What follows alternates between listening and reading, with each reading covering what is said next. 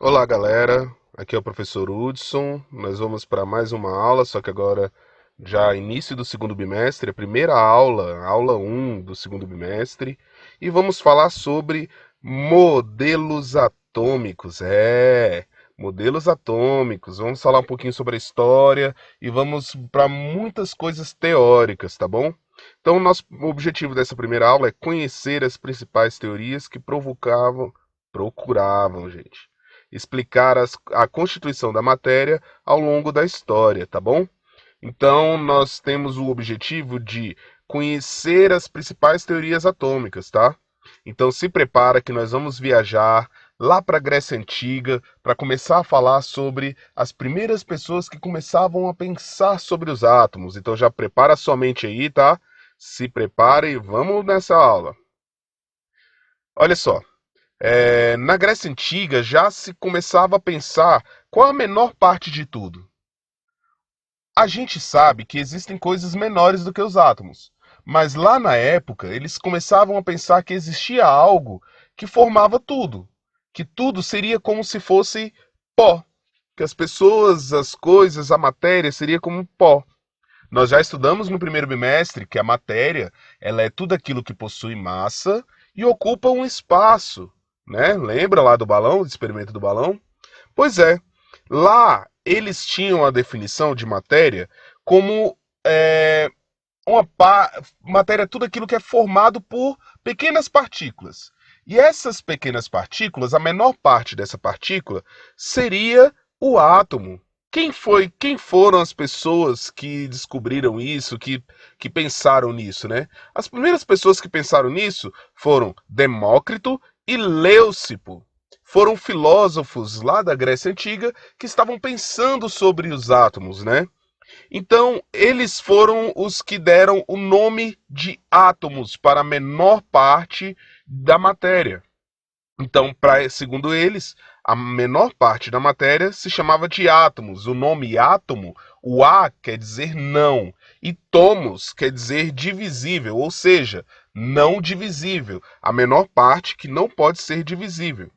Então, segundo essa ideia, veio um carinha lá em 1803. E durante 1803 a 1808, ele desenvolveu um primeiro modelo atômico para explicar o que seria esse átomo, como seria esse átomo.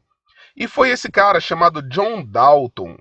Ele propôs, em 1803, que o átomo seria como se fosse uma esfera. Então seria uma esfera, a menor parte divisível de um corpo seria um átomo. Então ele tem algumas características.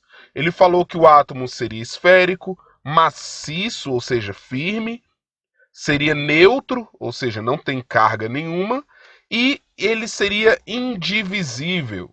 Esse foi o primeiro modelo atômico proposto, que foi o modelo de Dalton.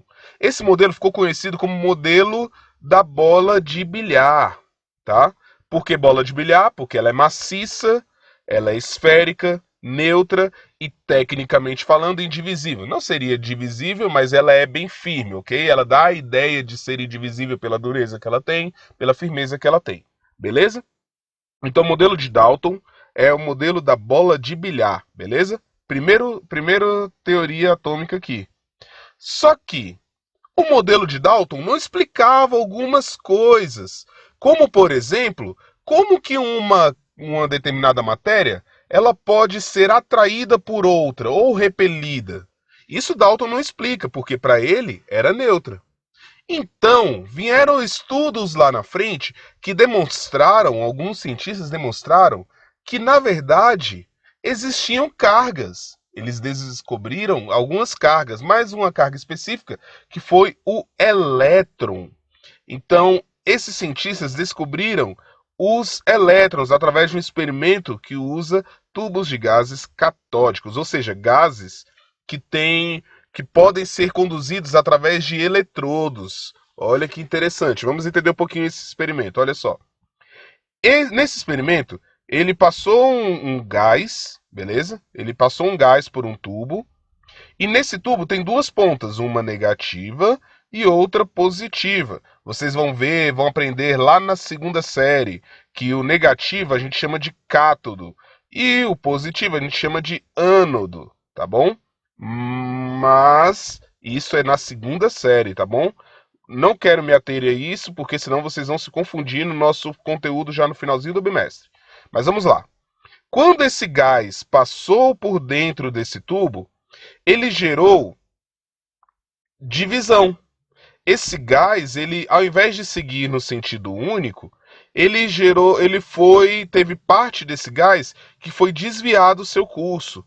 Ou seja, tem partes desse gás que estava sendo repelido. Então eles conseguiram ver que existiam cargas que estavam repelindo e cargas que estavam puxando, atraindo.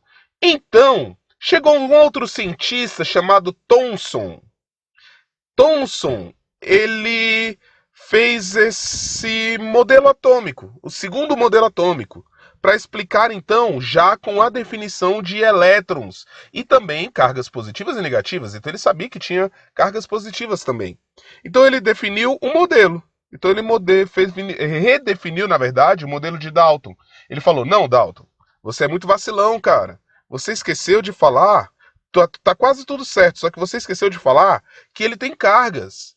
E agora, ele não é mais indivisível, ele pode se dividir. Ele pode se dividir em carga positiva e negativa.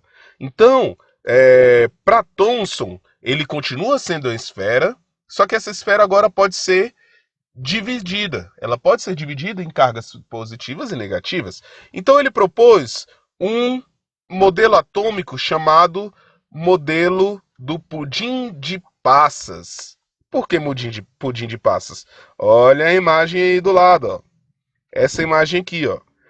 O pudim de passas americano, ele tem mais ou menos esse formato, só que no caso as esferas seriam pretas, beleza?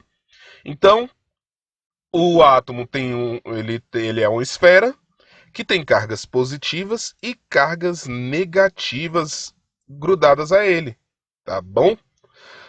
Só que ainda assim, essa teoria também não explica outras coisas. Como, por exemplo, como que pode alguns raios atravessarem esses elétrons? Se eles são fixos, tecnicamente falando, eles seria como se fosse uma barreira, ok? Se eles são fixos, essas cargas positivas e negativas são fixas, elas seriam uma barreira. Só que passaram-se muitos anos e veio um outro cientista chamado Rutherford, Ernest Rutherford. E juntamente com outro cientista também, Eugen Goldstein. O Goldstein, junto com o Rutherford, definiram que essas cargas elas não estão fixas. Elas estão em movimento, ok? Essas cargas negativas não estão fixas, elas estão em movimento. Então ele definiu algo importante sobre os elétrons. Ele falou que, na verdade, esses elétrons estão ao redor desse núcleo, numa região que chama de eletrosfera. Porém, esses elétrons ficavam orbitando ao redor desse núcleo. E isso foi em 1909, né? Esse modelo atômico que Rutherford propôs, ele tem uma semelhança com o sistema solar. Então olha só o experimento que ele fez. Ele pegou uma placa de ouro, passou um raio radioativo, partícula alfa. Esse raio radioativo, ele deveria atravessar direto essa placa de ouro. Porém, quando ele batia em um ponto específico, imaginemos o seguinte: se essa placa aqui fosse com cargas fixas, quando ele batesse num ponto específico, ou ele repelia todo, ou ele passava todo. Porém, ele viu que dependendo do ponto que ele batesse, na verdade, qualquer canto que ele batesse aqui, esses raios seriam refletidos e algumas partes passariam.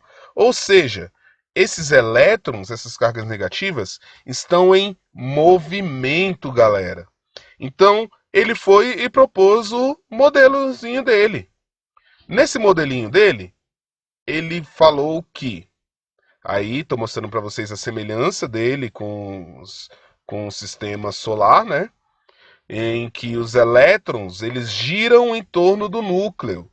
Então seria aquela eletrosfera. Aquele modelinho básico que vocês conhecem, já viram em vários lugares, dos elétrons orbitando e tal. Esse basicamente é o símbolo da química, né? Quando a gente fala em química, talvez esse símbolo aqui seja o mais conhecido. É o modelo atômico de Rutherford, beleza? Mas, porém, contudo, todavia, Rutherford também não explicava algumas coisas, como, por exemplo, como que, depois de uma reação química, alguns elementos químicos ou alguns átomos produzem luz. Quem foi explicar isso foi muito, muito lá na frente, já em 1913, que foi Bohr. Bohr foi o cara que propôs e fez o modelo atômico mais aceitado da, dos nossos dias, ok? Mais aceito, desculpa. É, ele olhou o Rutherford, o experimento de Rutherford, que explicava muitas coisas, e percebeu que, na verdade, esses elétrons eles não giravam em torno do núcleo aleatoriamente. Eles giraram por uma região. E quando ele poderia, esses elétrons, passar de uma região para outra. E isso só acontecia quando ele recebia energia. E quando ele passava, então funciona assim, ó, quando ele recebe essa energia, esses elétrons pulam de uma região da mais baixa para mais alta, e quando ele volta para normal, ele libera energia visível, que a gente chama de luz. Olha só, então ele gerou aqui, através da teoria de Bohr, ele definiu que, na verdade, não existem essa eletrosfera, na verdade são camadas. Camadas e níveis, ok? Quero que vocês guardem isso, porque esse vai ser o assunto do nossa segunda aula, hein? Os níveis de energia, camadas de energia. Segunda ou terceira aula, desculpa. E aí, existe também o estado de excitação. O que significa isso? Não vai pensar na maldade não, galera. Olha essa mente perversa de vocês. Na verdade, seria que o elétron que está ali em volta do núcleo, ele pode absorver energia e passar para a região acima, tá certo? E quando ele volta, ele libera energia em forma de onda eletromagnética, ou seja, luz visível. Vamos ver aqui que eu acho que vocês vão entender melhor. Olha só. De acordo com o modelo de Bohr, o núcleo desse átomo, ele tem cargas positivas e nêutrons. Depois nós vamos falar melhor sobre esses nêutrons. Mas ao redor aqui, ó, existem camadas, ok? E cada camada tem uma quantidade de elétrons ali em volta dela. Então, dentro dessa camada, esses elétrons não são fixos, eles podem mudar da camada mais baixa para uma camada mais alta. Quando que vai acontecer isso? Quando ele absorve energia. E quando ele volta para a camada que ele estava, ele vai liberar essa energia de volta. Só que essa energia vai ser liberada em forma de luz. Vejamos aqui, galera, olha só. Então, dependendo do estado de excitação, vamos pensar maldade não, hein? Dependendo do estado de excitação, ele pode gerar uma luz de determinada cor. Isso explica e isso demonstra também, foi importante para definir coisas como a coloração de algumas chamas. Existe fogo, talvez vocês conheçam esse tipo de fogo, ok? Esse tipo de coloração, que é dado pelo sódio. Porém, existem outras substâncias que, quando queimadas, liberam cores diferentes. É o exemplo do potássio, que tem essa coloração meio roxinha. É o exemplo do estrôncio, que tem a coloração avermelhada. É o exemplo do bário, que tem essa coloração verde. Se a gente queimar, por exemplo, sulfato de cobre, a gente vai ter uma chama azul. E em que isso é importante, professor? Ah, professor, por que eu tenho que saber isso? Cara, foi a partir disso que eles conseguiram colocar muitas coisas para o nosso dia a dia. Por exemplo, as nossas lâmpadas do nosso dia a dia. Sabe a lâmpada do seu poste, aquela vermelhinha? É uma lâmpada de sódio. Eles jogam energia nesse sódio. Esse sódio, quando a energia vai embora, ele libera essa energia em forma de luz. Uma luz amarelada. É a lâmpada que tem no poste aí perto da rua de vocês. A lâmpada também fluorescente também usa o mesmo princípio, tem uma energia mais clara. Tem a lâmpada neon, que tem o gás aqui, que quando passa energia dentro dele, quando essa energia volta, ela volta em forma de luz também. E também tem dos fogos de artifício, que quando eles explodem, ou seja, eles explodem porque estão liberando energia, galera. Estão liberando energia. Ah, professor, por que tem fogo de artifício que é vermelho, o outro é azul, outro é amarelo? Vem por quê? São substâncias químicas diferentes, elementos químicos diferentes, átomos diferentes. E esses átomos diferentes ganham quantidades de energias diferentes e liberam, consequentemente, esses elétrons, na verdade, desses átomos se deslocam de maneira diferente e liberam energia de forma diferente, liberam uma cor diferente, beleza? Então, essa foi a nossa aulinha, falando sobre o modelo de Bohr, falando sobre os modelos atômicos. Eu quero que você, se tiver dúvida, assista esse vídeo de novo. Se a dúvida persistir, me chama no privado. Na verdade, não, no privado não. No grupo lá, na sala de química, na sua sala, você vai colocar sua dúvida lá e eu vou responder, tá bom? Então, galera, olha só. Antes de terminar, eu só quero passar uma orientação. Aqui agora eu vou colocar aqui a palavra-chave, viu? A palavra-chave é Pokémon. Você vai lá na chamada e vai responder Pokémon, beleza? Lá no finalzinho da chamada lá tem a opção, você coloca lá Pokémon, que é a palavra-chave. Isso significa que eu vou saber que você assistiu o vídeo todo, tá? Então, beleza? Então, essa é a palavra-chave para esse vídeo, Pokémon. Quando chegar lá na chamada, você responde Pokémon, que eu vou saber que você assistiu esse vídeo todo, que pelo menos até aqui você assistiu, beleza? É isso aí, muito obrigado. Essa foi a aula de Química. Agradeço a presença de vocês nessa aula e até a próxima aula. Valeu!